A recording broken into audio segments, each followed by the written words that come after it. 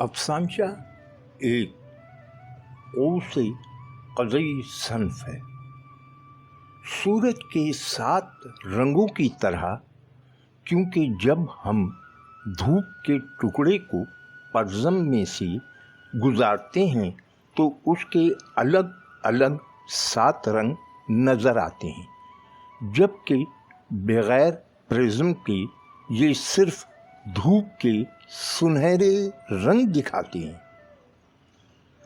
अफसाना के कहानीपन में मुसन्निफ उन 7 रंगों को अलग अलग ज़ाविये से तफसील के साथ पेश करता है, लेकिन अफसानची का कहानीपन वो प्रिज़्म है जो इन 7 रंगों को अपने में समेटे हुए होता है, जिसमें कहानीपन, किरदार, मुकालमा, माहौल, फ़िज़ा, असलूब बयान और मकसद पोशीज़ा होता है, और जिसमें शऊरी इस्तिदलाल, जामे और महदूद वक्त की क़ैद, तरतीब, इम्तिज़ाज व तज़य्युन, हिदायत और कारी की तवज्जो के मरकज़ को पेश नज़र रखा जाता है। ये इक़्तिबास मैंने में अफसानचा की रिवायत तनक़ीदी मुतादा अज़ डॉक्टर अज़ीम राही से लिया है। अरशद मुनीम का अफसानचा सुनते हैं। उन्वान है रंगीन मिजाज। रात के 12 बज रहे थे। आरिफ अपने कमरे में बेड पर लेटा फेसबुक पर लड़की के नाम से बनाई अपनी आईडी पर आए मैसेज का जवाब देते हुए दिल ही दिल में मुस्कुराकर सोच रहा था, हमारे पापा तो कुछ ज्यादा ही रंगीन मिजाज निकले।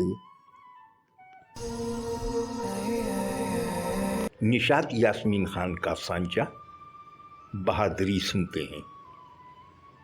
ऐसा पहली बार नहीं हुआ था। वो पहले भी कई बार लुट चुका था और हर बार उसे बुज़दिली का ताना मिला करता। सब दोस्त रिश्तेदार यही कहते, ऐसी भी क्या बुज़दिली के बंदा अपनी मेहनत की कमाई यूं आसानी से लुटेरों के हवाले कर दे। तुम्हारे जैसे बिज़दिलों की वजह से उनकी हौसला अफजाई होती है। तब उसने फैसला किया कि वो मज़ाहमत करेगा। नतीजे के तौर पर अब वो अस्पताल के बिस्तर पर था। वो बच तो गया था, मगर अब ये ताना सुनने को मिल रहा था। क्या ज़रूरत थी बहादुरी दिखाने की? दे देते सब कुछ, कम से कम ये हार तो ना होता। अब हम सुनते हैं सिंधी मीनी कहानी। उन्वान है खुदा तरस। ये मोहतरमा खुशबू बलोच के कलम का शाहकार है। इसे उर्दू कालिब में ढाला है मोहतरम आकाश मुगल ने। हस्ब साबिक आज भी हुकूक निस्वां सेमिनार से खिताब करते हुए मिसेस वकार की आंखों में आंसू उमड़ आए थे। पंडाल में मौजूद मुतवस्सित तबका से ताल्लुक़ रखने वाली ख्वातीन को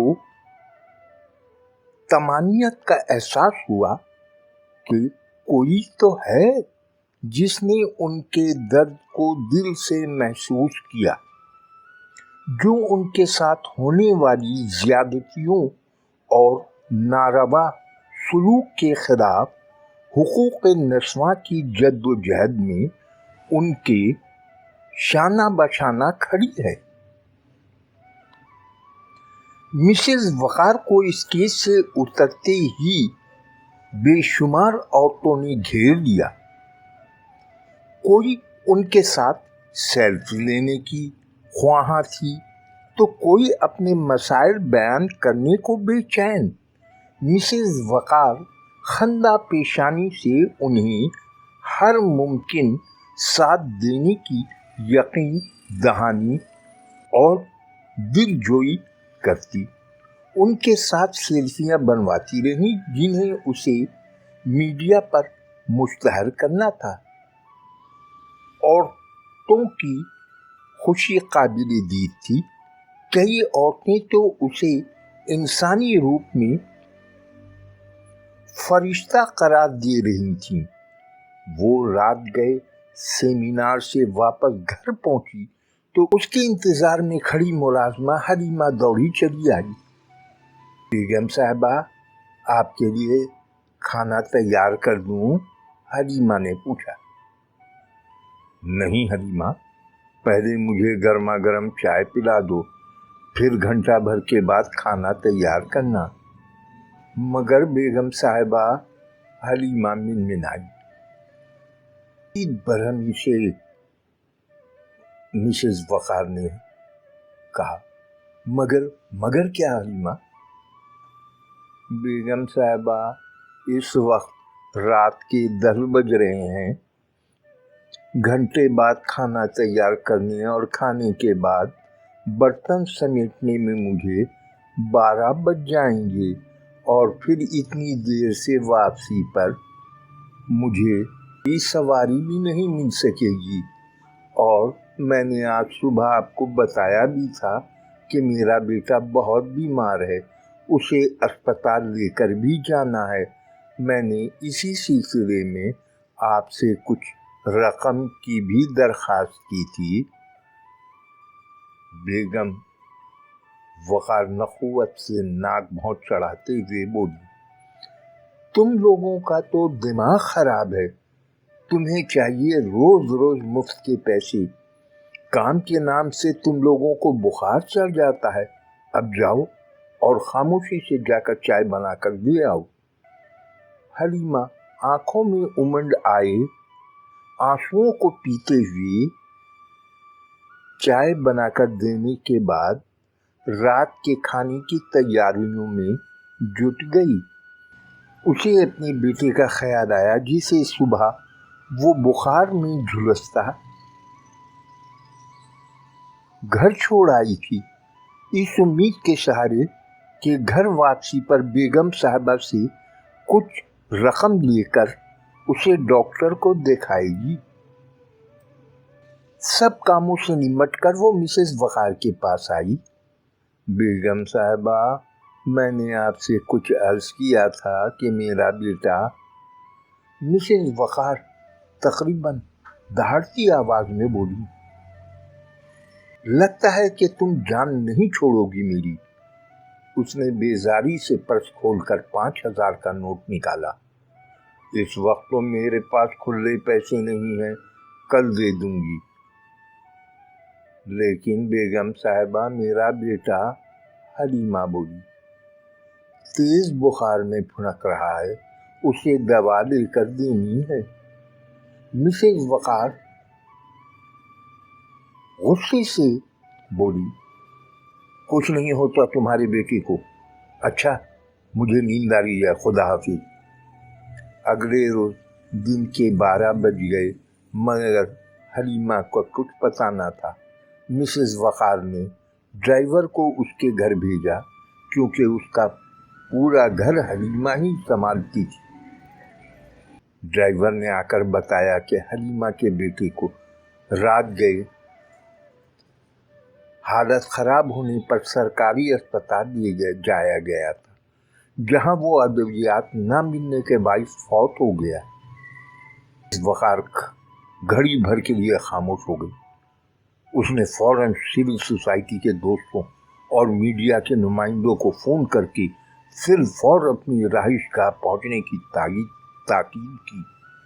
سب جمع ہو گئے تو حلیمہ کے گھر پہنچ کر مسز وقار نے اس کے بیٹے کی تدفین، فوتگی کا کھانا اور 10,000 روپے نقدی دے کر تصویر بہاتے ہوئے حکومت پر کڑی تنقید کرتے ہوئے کہا کہ سرکاری اسپتالوں میں صحت کی کسی قسم کی سہولت میسر نہیں ہے، یہاں تک کہ مریضوں کو ادویات تک نہیں ملتی۔ आखिर हुकूमत कहाँ सो रही है। और यूं एक बार फिर सिविल सोसाइटी और मीडिया में मिसेस वक़ार की खुदा तरसी के डंके बज गए।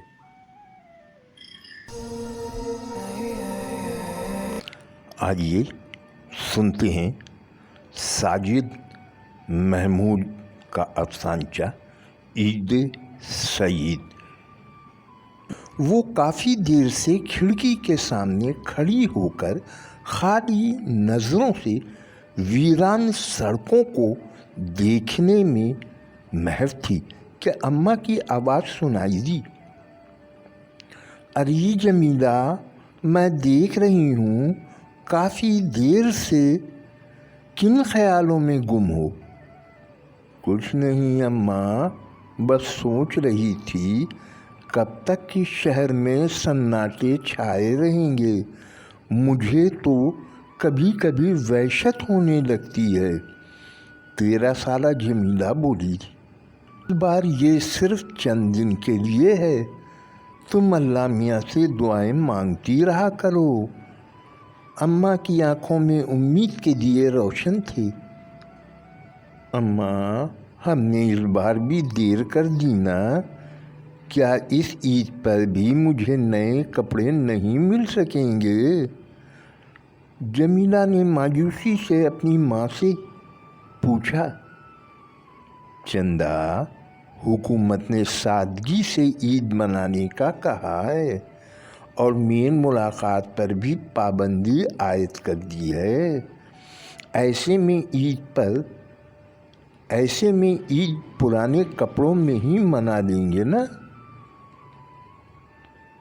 ओहो अम्मा, तुमने तो इस बार वो गुलाबी फराक लेने का वादा किया था।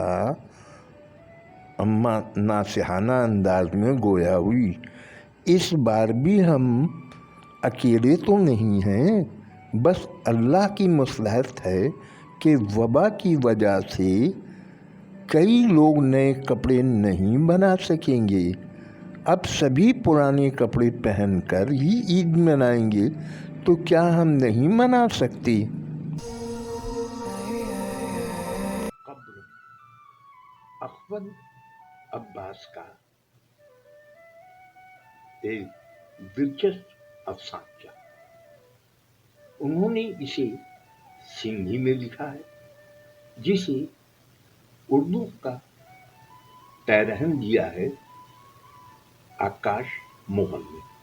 बीवी की मैयत के हमरा कब्रिस्तान आए हुए बेटे ने एक कब्र पर अदब से सर झुकाकर रूहानी अंदाज में कहा, माँ, आज तो बहुत तन्हा हो गया हूँ। वहाँ खड़े बूढ़े बाप ने एक मिसमार शुदा कब्र की तरफ इशारा करते हुए जवाब दिया, बेटा, तुम्हारी माँ की कब्र मेरा ख्याल है ये वाली है।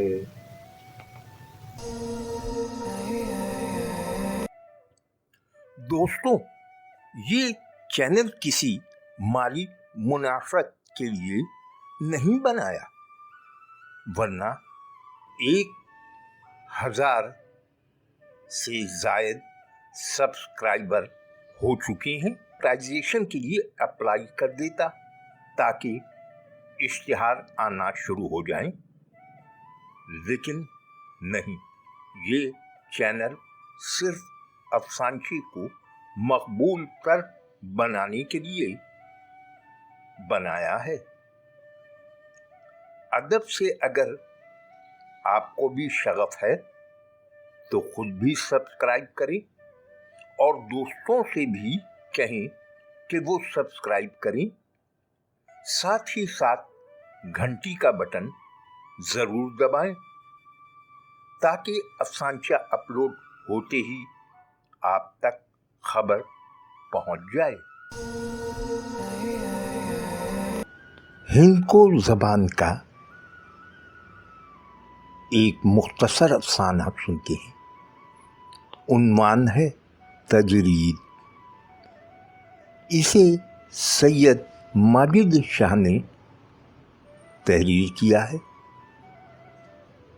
لیکن استدعا ہے کہ اس مختصر افسانے کو بغور سنیں گے، بہت عمدہ انداز میں جو کچھ مصنف نے کہا ہے اسے سمجھنے کی کوشش کریں گے۔ تو آئیے چلتے ہیں سانچہ تجرید کی جانب۔ وہ نابینا تھی، لیکن اس کے پاس سفید چھڑی کی بجائے کیمرہ ہوتا تھا۔